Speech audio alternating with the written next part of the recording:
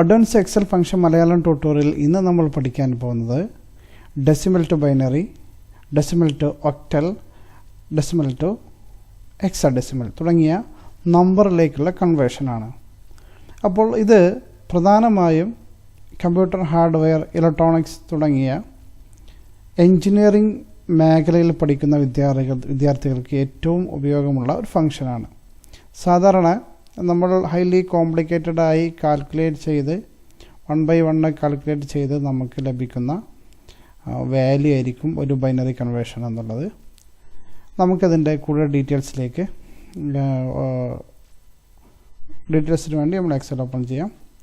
അപ്പോൾ നമുക്കിവിടെ ഈ നമ്പർ സിസ്റ്റങ്ങളിൽ കാണാം, ബൈനറി എന്നുള്ളത് 0 1 ആണ് ബൈനറി ഡിജിറ്റ്, അതായത് ബേസ് 2 ആണ്. അപ്പോൾ 2 ബേസ് മീൻസ് അതിൽ 2 ഡിജിറ്റിൻ്റെ റിപ്പീറ്റേറ്റീവ് ആയിരിക്കും ഉണ്ടാവുക.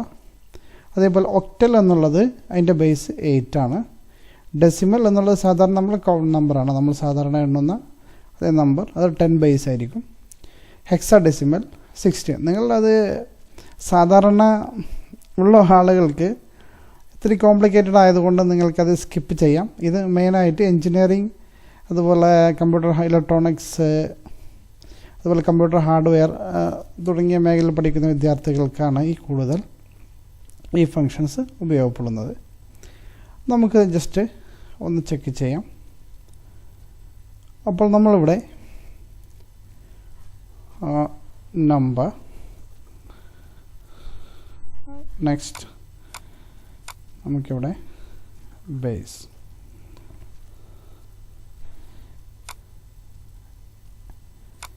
ദെൻ നമുക്ക്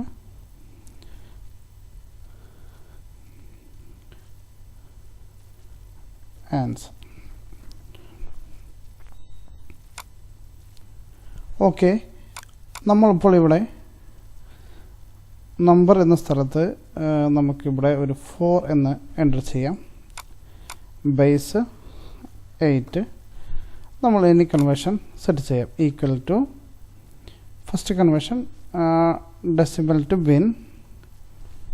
അപ്പോൾ നമ്മൾ ഫസ്റ്റ് നിങ്ങൾക്ക് കാണാം ഇവിടെ ഫസ്റ്റ് നമ്പർ എൻ്റർ ചെയ്യണം. അപ്പോൾ നമ്മളിവിടെ നമ്പർ എൻ്റർ ചെയ്തു. അതിനുശേഷം നമ്മൾ ഏത് ബേസാണ്, അതായത് ബേസ് എൻ്റർ ചെയ്യുക.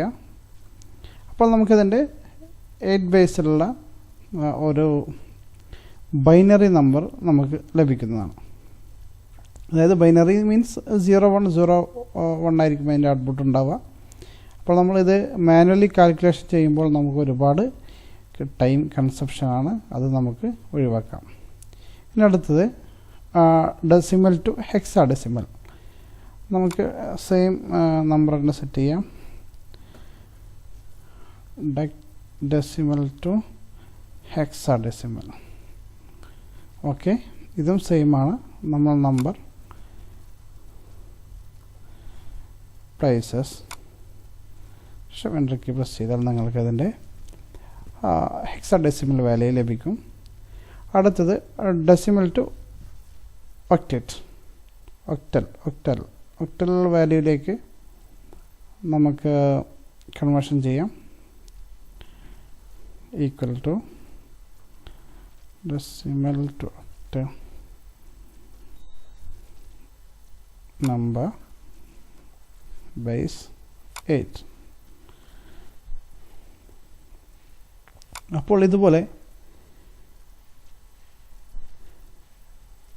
ഈസി കൺവേർഷൻ നമുക്ക് ഈ ഫോർമുല ഉപയോഗിച്ച് ഈസിയായി ഏത് വാല്യൂവിനെയും നമുക്ക് കൺവേർട്ട് ചെയ്യാൻ കഴിയും. അപ്പോൾ എൻജിനീയറിംഗ് പഠിക്കുന്ന വിദ്യാർത്ഥികൾക്ക് ഏറ്റവും കൂടുതൽ സഹായകമാവുന്ന ഒരു ഫംഗ്ഷനാണ് ഈ 3 ഫംഗ്ഷൻ. ഓക്കെ, എല്ലാവർക്കും ഈ വീഡിയോ ഇഷ്ടപ്പെട്ടെന്ന് വിചാരിക്കുന്നു. ഇനി നമുക്ക് മറ്റൊരു വീഡിയോയുമായി വീണ്ടും കാണാം.